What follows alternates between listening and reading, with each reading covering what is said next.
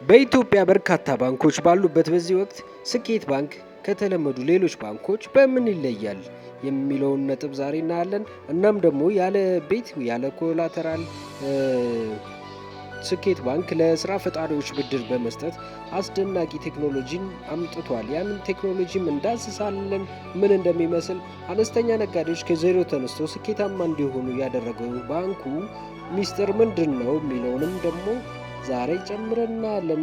በዚህ ቪዲዮ ስኬት ባንክን ልዩ የሚያደርጉ ሚስጥሮችን እናያለን ከሌሎች ባንኮች ማለት ነው። ዋና ዋና ምክንያቶቹን በአምስት ከፍለን እንመለከታለን። ሰብስክራይብ በማድረግ ቤተሰብ ሁኑ። ክቡራትና ክቡራን ይህ ሱባ ሚዲያ ነው። ጋችሁ ላይክ እያደረጋችሁ ፕሮግራሙን ጀምር።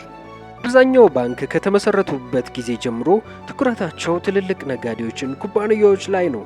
ስኬት ባንክ ግን መነሻውን ከአነስተኛና መካከለኛ ስራ ፈጣሪ በማድረጉ ረጅም ልምድ ያለው በመሆኑ በማይክሮ ፋይናንስ ተቋምነቱ ወደ ሙሉ ባንክነት ሲሸጋገር በኋላም ቢሆን የታችኛውን የህብረተሰብ ክፍል ወጣቶችን፣ ሴቶችንና አነስተኛ አምራቾችን የመደገፍ ዋና ዓላማውን አልዘነጋም። ዛሬ ስኬት ባንክ ደግሞ እንደ አዲስ የጀመረው ያለመያዣ ብድር የሚያስገኝ ቴክኖሎጂ ምንድን ነው የሚለውን እንመለከታለን። ሁለተኛው እጅግ አስደናቂ ልዩነታቸው ደግሞ ዓለም ባንክ ጋር በመተባበር የመጀመሪያ አዲስ ብድር አሰጣጥ ስርዓት ነው። አብዛኛውን ባንኮች ብድር ለመስጠት የቤት ወይም የመኪና የኮላተራል መያዣን ይጠቀማሉ። ስኬት ባንክ ግን የሳይኮሜትሪክ በመጠቀም የባህሪንና የቁርጠኝነትን በመለካት ማለት ነው ብድር ማቅረብ ጀምሯል።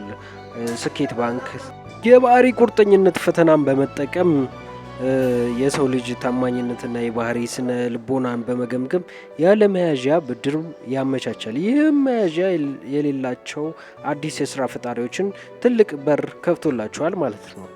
ሶስተኛው ልዩነቱ የስኬት ባንክ ከመንግስት ከትልልቅ ተቋማት ጋር የሚያደርገው ጥብቅ አጋርነት ነው።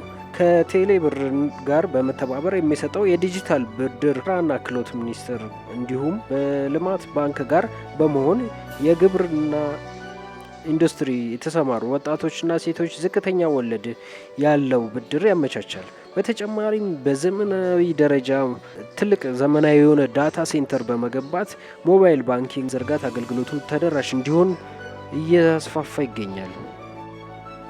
በአጠቃላይ ስኬት ባንክ ከተለመዱ የባንኮች አሰራር ለየት የሚያደርገው ምንድን ነው? የህብረተሰብ ክፍልና ለስራ ፈጣሪዎች ትልቅ ትኩረት በመስጠቱ ነው።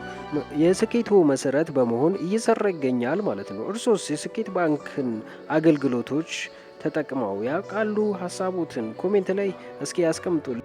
ቪዲዮውን ከወደዱት እንግዲህ ላይክ አድርጉልን፣ ሼር በማድረግ ለሌሎች ስኬት ባንክ ተከታዮች እንዲደርስ አድርጉልን። የሰራንላችሁ ቪዲዮ ስኬት ባንክን ከሌሎች ባንኮች የተለየ የሚያደርገውን ከሌሎች ባንኮች ጋር ያወዳደርንበት ስኬት ባንክ ቨርስስ ሌሎች ባንክ የሚለው ፕሮግራማችን ይህን ይመስል ነበር። ክቡራትና ክቡራን በሌላ ፕሮግራም እስክንገናኝ ሰላም።